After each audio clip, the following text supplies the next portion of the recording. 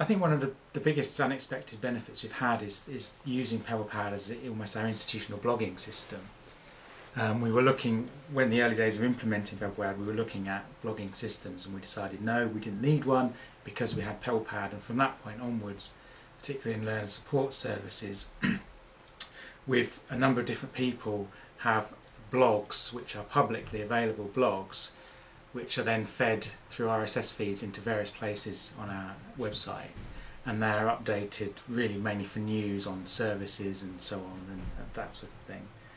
So I mean, internal communication I see is quite a way forward of using the system, and we're also looking at using it for sort of CPD, internal communication, discussion around staff development and educational development. The only problem there is we're using social networking software to do some of that discussion. We're using our VLE to have some of that discussion as well.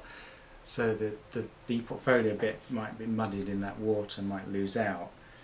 On a very small scale note, we've just got, in our MVQ qualifications, we've just got 2 students through the first module quicker than we've ever done in the past now. And this is the first year we've used the e-portfolio. Whether that's due to the e-portfolio, obviously we don't know at this point, but it's certainly an interesting thing to look at for the future. Some of the benefits we're hoping to see from using e-portfolios for CPD is that recording CPD activity becomes a more inherent process, becomes more of the norm, more routine for staff to, on a regular basis, keep up to date their activities, keep up to date their e-portfolio.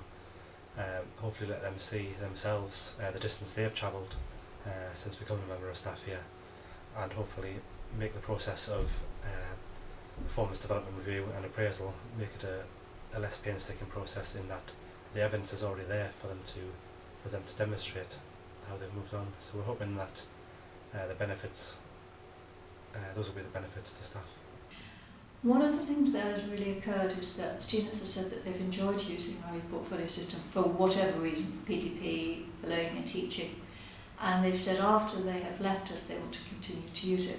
So we're doing on a trial basis alumni access. Students have to opt in, and they will then use the e-portfolio system for a year, then they have to opt in again if they want to carry on using it. And the idea is that some of the students have said to me that they want to use it and have used it to prepare for interviews after they've left us. So they will often come back in and say, well, I've got my portfolio, this reminds me of I can do this, and I've got my reflections, I remember when I worked in a group. So it's helping prepare for an interview.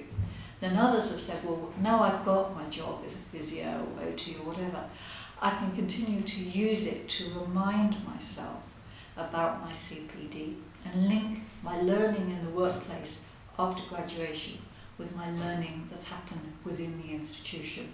So that's been one of the real clear benefits. Another example is how staff who are studying for their own PhD will often use the e-portfolio, and we've probably got about half a dozen of these, who have been introduced to the e-portfolio very much in the learning and teaching mode, but also see it as useful as something for them to record what they're doing each week regarding their PhD, to keep them focused. I have some members of staff who use the blog and then the action planner. So they say, well, this is what I've done this week, and then in the action planner, what am I going to do next week?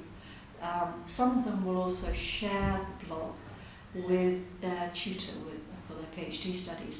And it's very interesting. Some tutors have really got very excited about it, and put comments on it, got very engaged themselves with it. Others just don't want to see it. And they say, can you just talk me through it when we have a meeting? And it's also very interesting, the ones who use the PhD staff who use this are so much better when they introduce it to the students. And I had a recent example of this. I had 2 members of staff who used the blog tool for their own PhD studies, and they introduced it to their staff, their students when I was there, and it was super. They could really engage with it, and they could really talk to the students. And I had 2 who never use it, and you could see it was sort of like going through the motions. And I always emphasise to staff that they must use the tool as much as their students, but it's really up to them at the end of the day. In terms of benefits or possible impact of using it, again, it's very early days in terms of our experiences. in terms of staff CPD. So we're very much involved in the doing at the moment rather than the evaluation of how it's gone.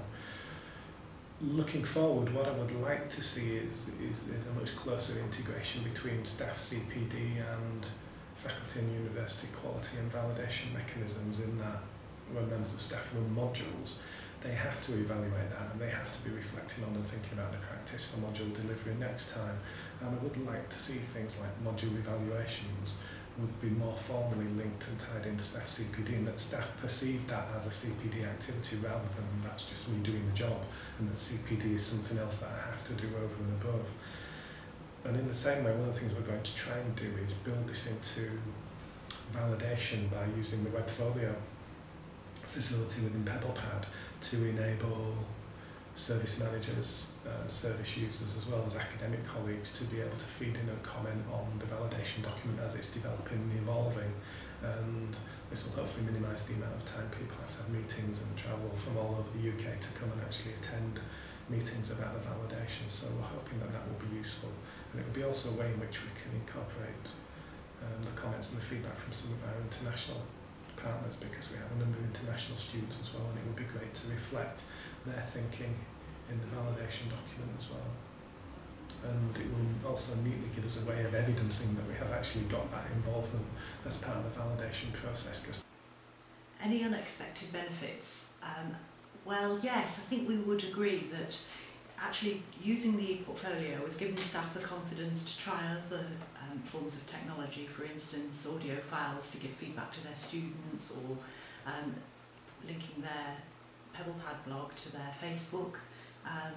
So they're being willing to experiment more and feel probably a bit more comfortable with the technology, and I guess it perhaps has come from the feeling of ownership, that they're not really going to do anything wrong because it's their account and they're taking, they might think that they're taking a risk, in fact it's very secure, but I think they're feeling that this is their own thing and that they can do something with it. So I would say that it's actually helped staff become more comfortable with technology and have a go at other things. And they've also used it to actually feed back to me questions about how do I, say, for instance, how do I create an audio file that I can give feedback from my students is one example, and I was able to give them that support through PebblePad. So yes, there have been quite a few unexpected benefits, but I would say that was the main one.